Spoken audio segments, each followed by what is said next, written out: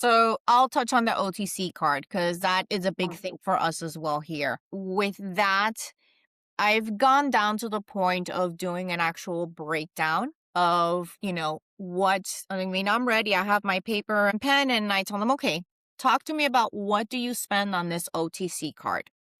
And Mhm. they'll tell me, oh, I'm going to buy groceries or I buy my strips for glucose. I buy my vitamins. If it's anything that I know can relate to what we already provide as a service, that automatically can become a win for us Mhm. because I will start highlighting the fact of you're buying groceries, I'm going to send you meals at home. You live at Mhm. home, our social worker can assist you in applying for food stamps. So we've got that one covered. You're buying a cane, you're buying some diapers, you're buying toothpaste. Those are things we provide for you. So once Mhm. you know how it is, until you see it, you don't kind of like put it together. So once I'm able to give them a tangible thing that they can say, oh, I'm seeing the difference, I'm seeing the value of this, then that's when they flip. They're like, okay, I'm going to sign up. I'm going to enroll in PACE. You're absolutely right. I'm not missing anything. And in fact, I'm going to get more services on this end. And that's Mhm. how we've been successful in winning people over with the OTC card. Does it work every time? No, nothing ever works every time. If I have someone that tells me I pay for my light bill and my cell phone, I can't do anything for you there. So I'm not even going to continue to push them because now you come across as this pushy salesperson. I understand, this is our information. Please, if you have more needs regarding your health that need attention, then, I'm here to come again and we'll speak again and, we'll review the options of the PACE program for you then. I can't there's no justification to someone who needs it for a financial mean. So, but if Yeah. it's something that we can compensate, definitely. I try to put it in black and white for them. So, even if I leave that meeting with them and they're still unsure, I've left them now a sheet of paper that says this is your comparison. Just Mhm. like we compare how, what does other long-term care plans, what does Medicare pay, or what do they provide for compared to what a PACE program does. Like we have all of those little tools in our handy dandy folders. And so we're able to leave that information with them. It provides the education for them. It provides them something that's not just I'm spewing out of my mouth, but it's something that has some data and research based on it. And so they're able to kind of say, okay, this is credible. She's not just trying to sell me something. With other healthcare plans, how do we again stand out from them in the market is the same options of we are able to provide unlimited services. I've had plenty of people that say, well, I'm looking for home health. I'm like, okay, well, go over the process. This is what we can do, so on and so forth. In the meantime, you can contact your physician. They're like, oh, I already have that, but my hours are up.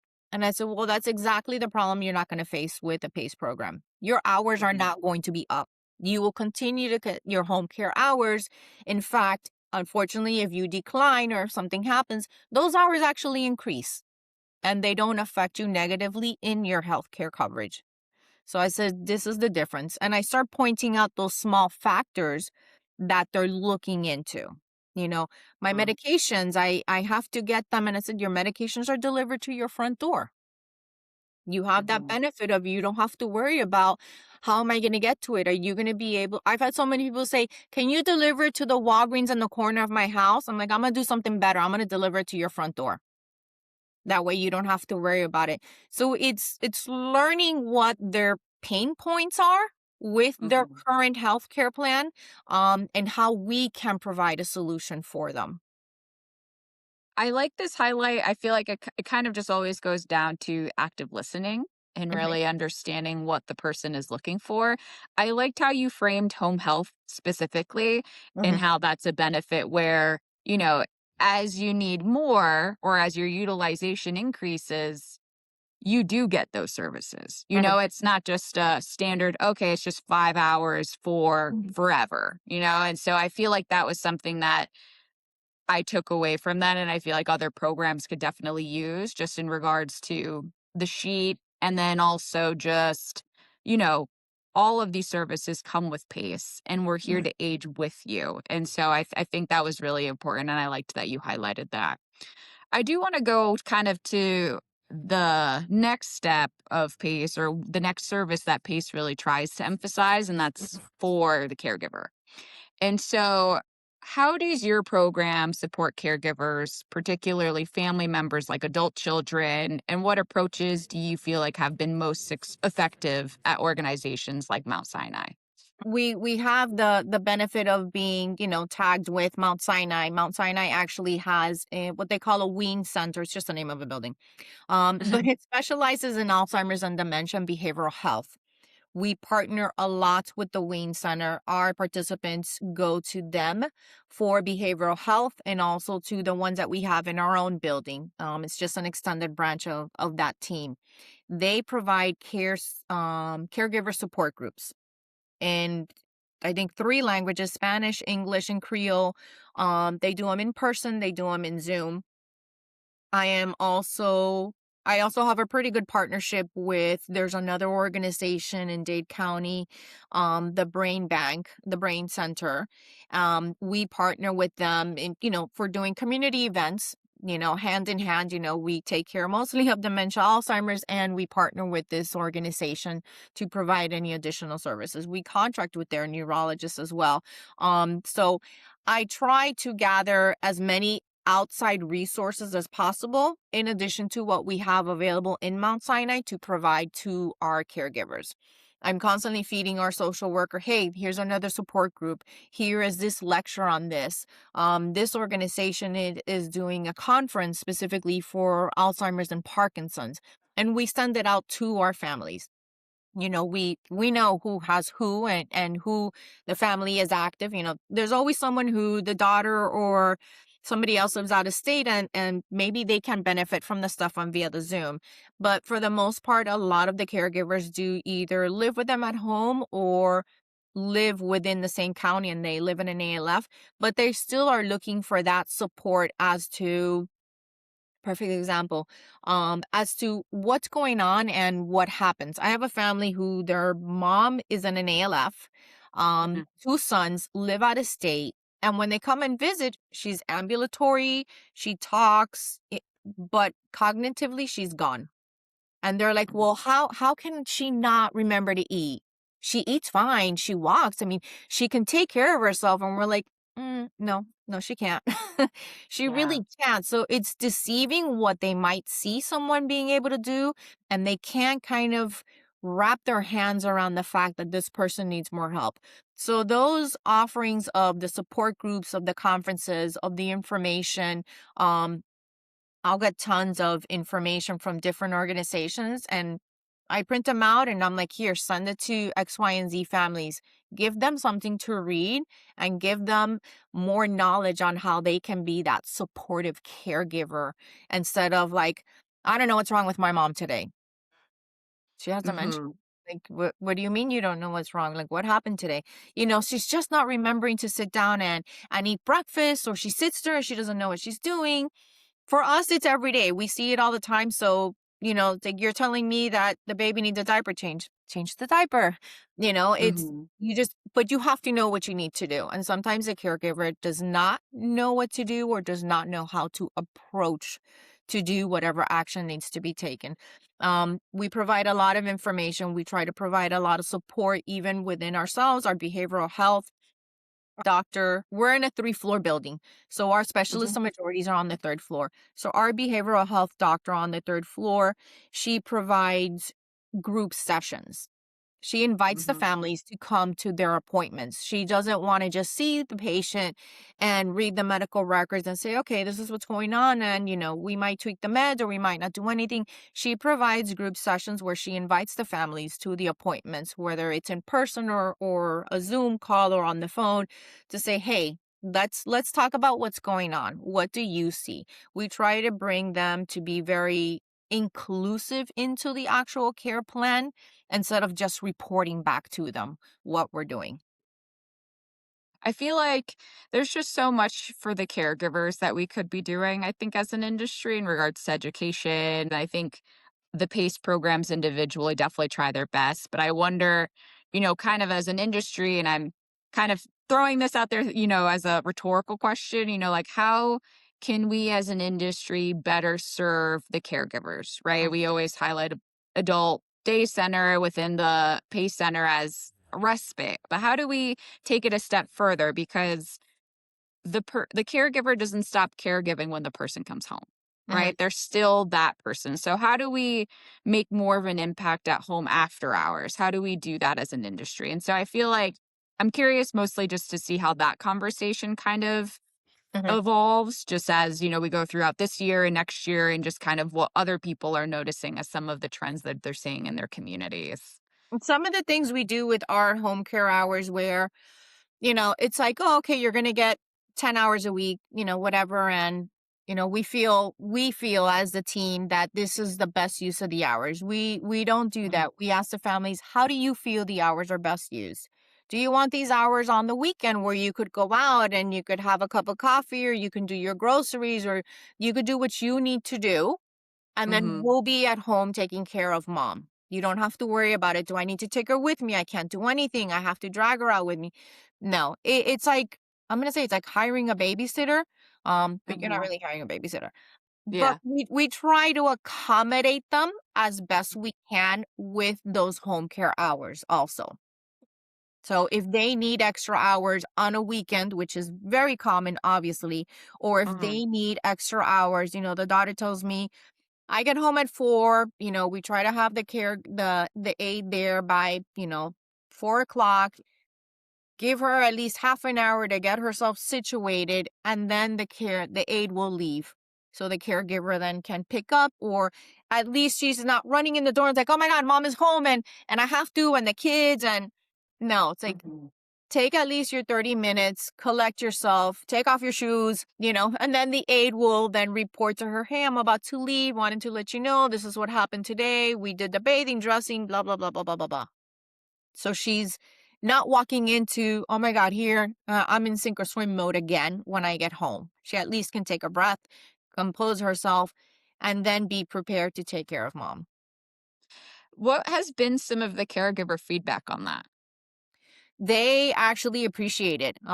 Because like I said, they're not running into like, okay, now I'm in my second job per se. They're able to come home, and a lot of them live with their parents. They have their own lives. They have a spouse, they have children, they have either adult children that still live there. I mean, I have a family that's, how did the daughter put it? She's like, this is a multi-generational home. We have my Mhm, uncle who's 80 something years old with dementia. I live here. My dad and his wife live here, and I have a 7-year-old son. She's like, so we have the whole spectrum here, and they have to make it work. So mhm, having us come in, he stays with us in day center for about 4 o'clock. We bring him home. Someone's home by then. Aide is still coming along with him to kind of get him settled in for the evening. It gives them that moment to, let me get settled in. I just got home myself from work. And then they have that conversation with the aide. How did he do today? Did he take his meds, or, did he eat? Was he soiled? Did you change mhm. him? So they kind of like get like a little brief synopsis in that period that the aide was there. And then they're able to then say, okay, Tio, let's go. And, it's time to eat. And they can continue the family flow from there. So they do appreciate that. A lot of them have thanked us for that, especially on the ones for the weekend, because it Mhm, gives them at least 2 hours to say, I need to get something done. I don't want to mhm. drag my mom all through Walmart. And I have to be, mommy, the kids, I need to get this. They're like, I could at least do my shopping in peace. I hurry up, I get home, the aide is there, I could put stuff away, I could get everything together, get it all situated. By the time the aide leaves, then I'm ready to take care of mom. Yeah. It's just that opportunity to have a moment. Yes. And so I know this is kind of switching gears because I know we could talk about caregivers forever and I have so many questions, but we'll probably have to have another conversation specifically about that. I do want to kind of talk about, so you've highlighted a lot of how PACE is differentiated within within your community, all of the services that we have, the Mhm, caregiver perspective. And so I want to talk about now people that are just entering PACE. So for career wise. So with all of these new PACE programs, we just hit 200. mhm. What would you say, or what advice would you give to someone that's interested or considering a career in PACE? I would say honestly, if you don't have an empathetic bone in you, please don't. 'Cause you're gonna be Yeah. frustrated automatically. Mhm. But someone looking into joining the PACE world, um, a lot of patience. It's first and foremost, we do deal with a unique population, even the ones that are cognitively well have their own little unique little quirks. But someone that who is looking to get into the PACE world and then possibly climb that corporate ladder we have, um, I would say read your regulations. Learn your regulations, learn how the program works. How does your role affect every aspect of how it runs? We all Mhm. are dependent on each other to an extent. Every IDT member has a role, but without IDT together, not much can move forward. And it works in everyone, whether it's intake, whether it's IDT, whether it's just clinic, social worker. Everyone has an important role to play. If you know your regulations, you know exactly first how to stay in your lane, and second of all how to help your partner in crime say, I'm in intake and how do I help my clinic team, ease into onboarding of our participants once they get enrolled. We're all here to help each other. Regulations, regulations, regulations, extremely very important. It also can assist you as to, I'm a social worker and how do I move into the quality aspect of it? You know, I'm Mhm. interested in working in quality. I like all of that, more of that administrative hands-on instead of, Mhm. the participant hands-on. Learn your regulations. How do you help your other team member? How does your role affect what we do as a program? And also, how does it affect the people you're working with?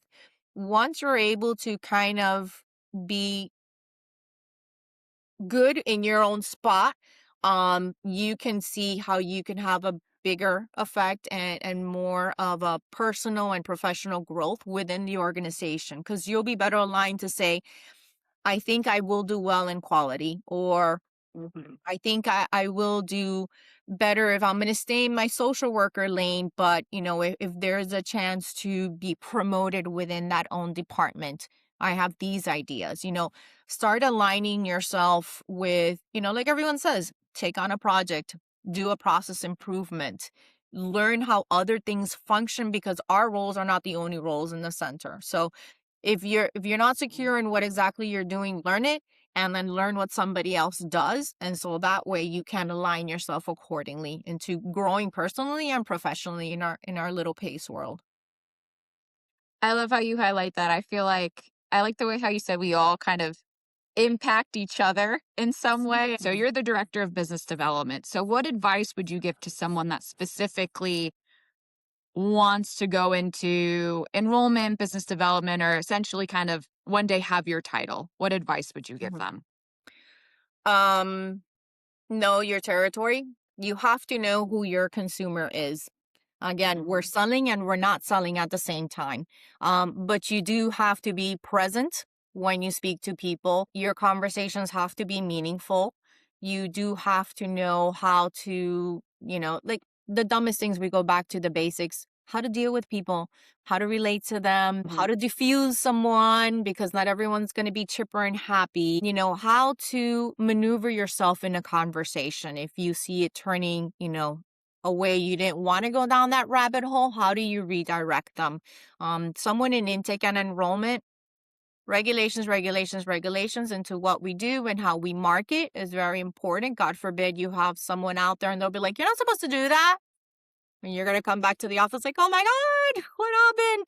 No, Mhm. know what you can and can't do. Within intake and enrollment, I would say, learn your demographics.